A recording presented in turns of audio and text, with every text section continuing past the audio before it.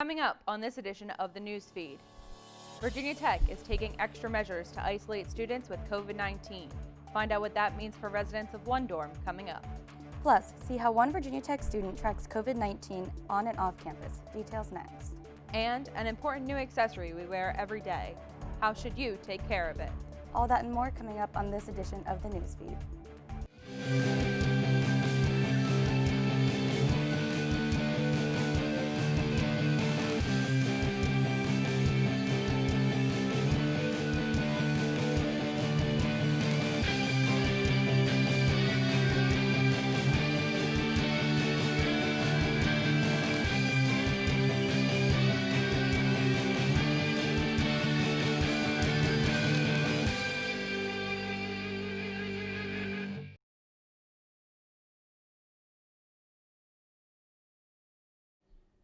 Hello, and thanks for joining us for this edition of the Newsfeed. I'm Rachel Gaylord. And I'm Jinsey Stevenson. There have been changes to the COVID-19 precautions taking place at Virginia Tech's campus. Newsfeed reporter Robert Sadler has a story. Virginia Tech has created more space for students on campus who test positive for COVID-19. Grace Schillmeyer, a freshman majoring in criminology, is one of 70 people who were asked to move out of East Eggleston Hall. This abrupt request is in response to a rise in positive COVID cases reported by the Shifford Health Center. There are no longer enough rooms for quarantine students in the original location of New Hall West. It was the day after Labor Day, and they basically sent us an email from housing, and it said like, oh, I hope you had a great weekend, and then you're supposed to move out of here by Friday. Grace, along with other pairs of roommates, were told their new dorm to live in would be West Ambler Johnson Hall. The rest of the East Eggleston residents were moved to different dorms throughout the campus. Grace is continuing to remain positive during this complicated time. For me, our room is bigger, so like that's helpful. And I think it kind of like, in a way, brought like me and my friends together, and so like we can all stay friends because we all like went through this like stressful time. East Eggleston will continue to be a quarantine space for students for the remainder of the semester. Reporting from the Newsfeed, I'm Robert Sadler. Those looking for a more comprehensive look at the number of COVID cases in the community can turn to a COVID dashboard created by a Virginia Tech student. A week before the start of the fall semester, Virginia Tech rolled out a COVID dashboard. This dashboard displayed the number of positive cases based on testing conducted through Shifford Health Center. The COVID dashboard continued to be updated on a weekly basis and since September daily. At the same time, Virginia Tech's COVID dashboard was made public. Virginia Tech computer engineering student Dwayne Wanjara released his own COVID dashboard. Wanjara's dashboard uses data from the Virginia Department of Health and is representative of positive cases within Blacksburg and all of Montgomery County, not just Shifford. Today I've had a total of about 20,000 users, and then each do about a session or two each. At its peak, there were about 4,000, 5,000 sessions a day. Wanjara plans to continue adding to and improving his dashboard in the following weeks. As cases continue to rise, a reliable data source is necessary to understand the impact COVID-19 is having on the Virginia Tech community. Food donations are in high demand during COVID-19. Newsfeed reporter Jaquie Beasley has the story. When thinking of COVID-19, many people think of face masks and social distancing. One major aspect of COVID-19 that many people don't connect to the pandemic is food insecurity. According to feedingamerica.org, food insecurity will continue to rise across the nation due to coronavirus. Many food insecure households rely on food pantries in order to eat. Food pantries are struggling to obtain food through normal avenues such as the USDA or buying food wholesale at the grocery store. Food drives have been mostly non-existent since COVID has happened. We have two major food drives every summer that didn't take place at all. With many major food drives being canceled, the bulk of the responsibility is falling onto individual donations. Instead of waiting around for people to decide to donate, the Agape Center has decided to partner with Meridian Waste to boost donations. 40 Yards to Feed the Community is a program or just a drive to promote the merging of a couple of the local food communities to just put our name out there and show what we want to do in our community. Meridian Waste has set up several drop-off locations around the New River Valley that can be found by visiting meridianwaste.com/fill40. Donations can be made up until November 30th. I'm Jacque Beasley reporting for the newsfeed. The younger generation is being recruited more than ever to work the polls for the upcoming election. Newsfeed reporter Cole Ludgate has the story. As election season begins, polling places have been busier than ever. However, this election, most places are doing so without key members of their staffs. Operating amongst a pandemic has polling places across the nation facing a common problem. I'm here outside Montgomery County Government Center, where early voting has begun. As election day draws closer, finding polling workers that are in the younger generation has become increasingly difficult, as most poll workers are over the age of 60, making them a risk for coronavirus. Getting younger people to work for an election, we don't get that many because most of them probably are working, having full-time jobs or whatever. Most of the people who work the election are retired people because we have the time to be able to do it. Organizations like Power the Polls make it very easy to volunteer. It's super easy to get signed up. I just fill out a form. Closer to the election day, I'm going to go to a training day, learn what I have to do. And then on election day, I'm just there from 5:30 in the morning to 8 p.m. I spoke with Carol Williams, secretary for the Montgomery County Electoral Board, who said in the 2016 presidential election, they had 230 people who were officers of the election. This year, they have more than 90 new people who signed up to be officers. She feels very confident in their capabilities for this upcoming election. Reporting for the newsfeed, I'm Cole Ludgate. Finding a place to work during a pandemic can be challenging, but some students are taking it upon themselves to start their own businesses digitally. Coronavirus pushed Virginia Tech students into isolation for months following spring break. With this came extra free time to scroll through social media, work out more, or focus on learning something new. However, some crafty students took to Etsy and Facebook groups to share their passion for creating with fellow Hokies. They've created fun side hustles like flipping clothes, creating digital illustrations, and printing stickers to pass the time. Trisha Lee, a junior studying public relations, is just one of many students who has taken something they loved and turned it into a business venture. Lee started her business, Peachy Print Co., in May after being inspired to buy a Cricut printer on the popular app TikTok. She capitalizes on college students' love for expressing themselves through stickers and makes a variety that are on sale on her Etsy store. Just thought it'd be a really cool way to share my art with people, especially because stickers have become a big thing now. I think a lot of people kind of use it everywhere. I think it's become a really popular thing to have, and I was I think it would be a really good market.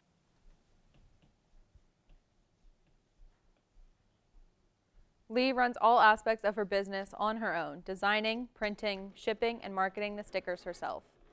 Hard-working Hokies are learning that running a digital business during the pandemic isn't just a great way to make some extra cash, but also a fun way to share their talents with Hokie Nation.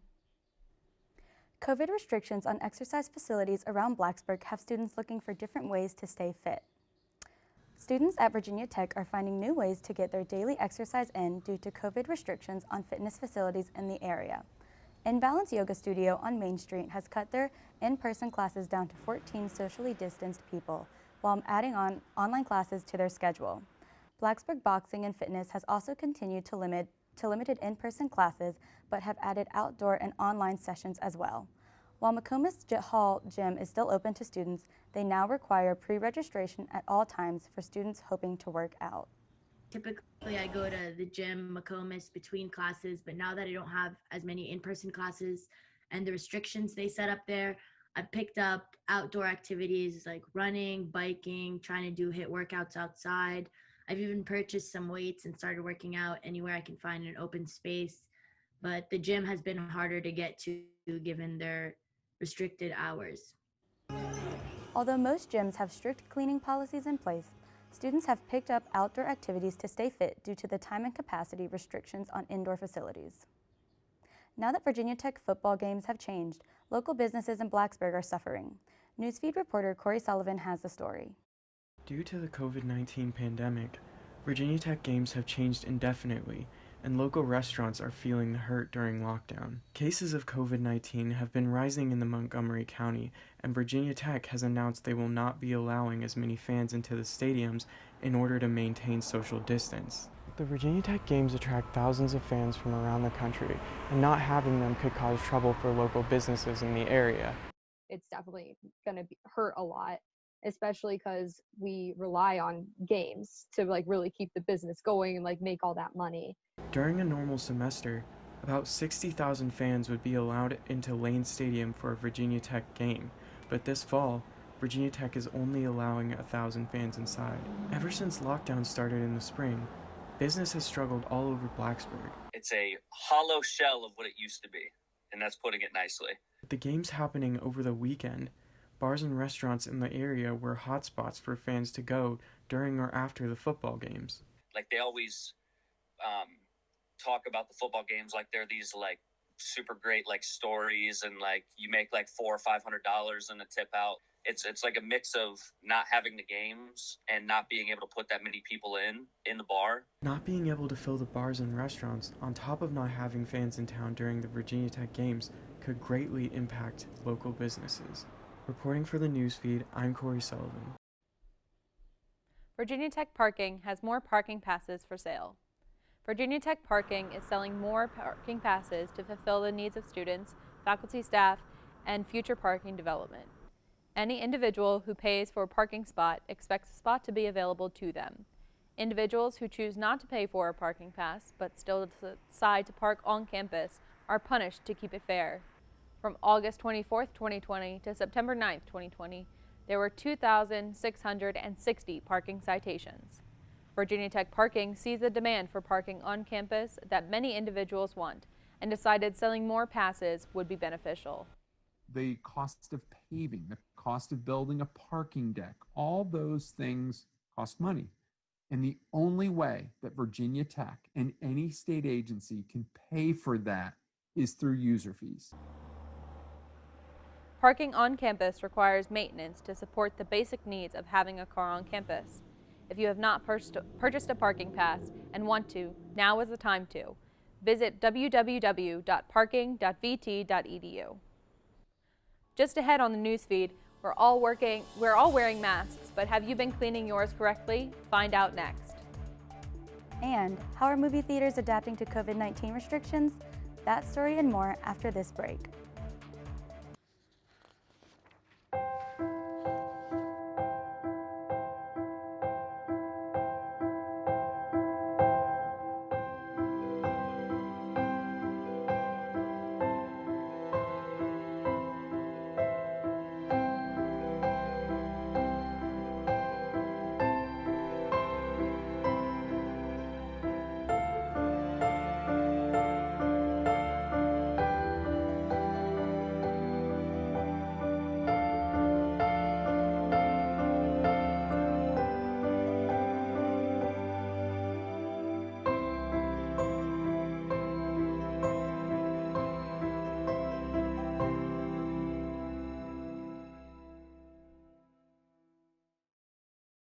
When I was in foster care, I never knew when I would have to move, so I always had my suitcase ready to go.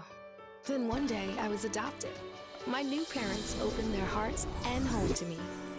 My parents cook my favorite breakfast for me every morning. My parents take me on trips I never thought I would go on. They gave me a home and an even better reason to use that suitcase. My parents aren't perfect, but they're perfect for me. Welcome back to the newsfeed. I'm Rachel Gaylord. And I'm Jinsey Stevenson. The New River Valley Habitat for Humanity comes together to finish their largest project to date. Habitat for Humanity began this project in October of 2019 after Blacksburg Presbyterian and Blacksburg United Methodist donated a total of $50,000. Due to the coronavirus pandemic, volunteers had to leave. With the undeniable need of help from the community to finish this large scale of a project, Habitat for Humanity was struck with overcoming this challenge. Now, almost a year later, with the hard work of the community, the homes are nearly finished and ready for families to move in. Just the lack of people. since usually they do a bulk of the work and we don't have like the numbers to just like crank through tasks really quickly, so we had to, you know, work pretty hard to stay on schedule. With this project complete, Habitat for Humanity already has future projects in mind and plan to build a series of townhomes in Floyd, Virginia. A trip to the movies used to be a weekly occurrence for many, but COVID-19 had other plans. Newsfeed reporter Dylan Sheffer has a story. Movie theaters across the nation are just starting to reopen after many months of being closed. The Lyric Theater in Blacksburg has endured through the pandemic with the help of community donations and small business loans. My name is Greg Boatwright, and I'm the general manager of the Lyric Theater. Since reopening, the Lyric has had to run at limited capacity due to COVID restrictions. Largely grants that we get and that we apply for and receive. Donations are a major part of it. Our membership, our members are very generous and very supportive. One outcome of the pandemic is a surge in drive-in theater attendance. Starlight Drive-In Theater is located in Christiansburg. Senior Ben Chanel was a recent attendee. Well, I went there a few weeks ago to see a movie with my friends, and you know, I don't feel safe going to indoor movie theaters yet, so it was nice there because it was socially distanced, and you know, we all had masks on when appropriate, but it was nice, and I had a pleasant experience. Reporting for the Newsfeed, I'm Dylan Sheffer. Choosing an effective mask and properly cleaning it is important in slowing the spread of COVID-19. Masks have become a staple in our day-to-day life because of the pandemic, and with them comes questions for best practices and cleaning of this essential. When selecting a mask, the CDC recommends a mask with 2 or more layers of breathable fabric like cotton. Avoid masks with a valve as they allow uninhibited airflow. Mask alternatives like neck gaiters and face shields effectiveness as face covers is still unknown. Jason Deese, district epidemiologist for the New River Health District, Virginia Department of Health, speaks about how often you should clean your mask. You can hand wash it, machine wash it, it doesn't make a difference. Just make sure that it's thoroughly dry after washing. Ideally, people have 2 or 3 masks that they wear throughout the week and probably cleaning them every a couple or 3 days would be sufficient. Deese also suggests that if you're wearing a mask for a long amount of time, that you change masks daily and consider switching to a gentle or hypoallergenic detergent to reduce skin irritation. Fall sports are finally back in Blacksburg. For the first time in nearly 6 months, Virginia Tech competed in varsity athletics events last week. Among the teams in action was the Hokies women's soccer team, who opened the season with 3 games in 9 days. Virginia Tech went winless against Virginia, Clemson, and North Carolina, all of which were tough road tests. Junior midfielder Emily Gray scored a goal against Virginia in her first game back from an ACL injury last season. Despite the losses, Hokies athletes are simply excited to be competing again. I mean, there's so many people who haven't been able to play or got their seasons canceled or something happen this year or in the spring to so many athletes. So it's definitely something that I'm super grateful for and super excited about, being able to actually play on the field against other competition. The Hokies are set to play their home opener this Friday, September 25th, in a rematch against the Cavaliers. Even though fans will not be able to attend, the team is happy to return to Thompson Field after a hectic few months. That will wrap up this edition of the Newsfeed. If you have a story idea for the Newsfeed, let us know. Send us an email at thenewsfeednrv@gmail.com. And as always, you can also connect with the Newsfeed on Facebook and Twitter. Thanks for watching. I'm Rachel Gaylord. And I'm Jinsey Stevenson.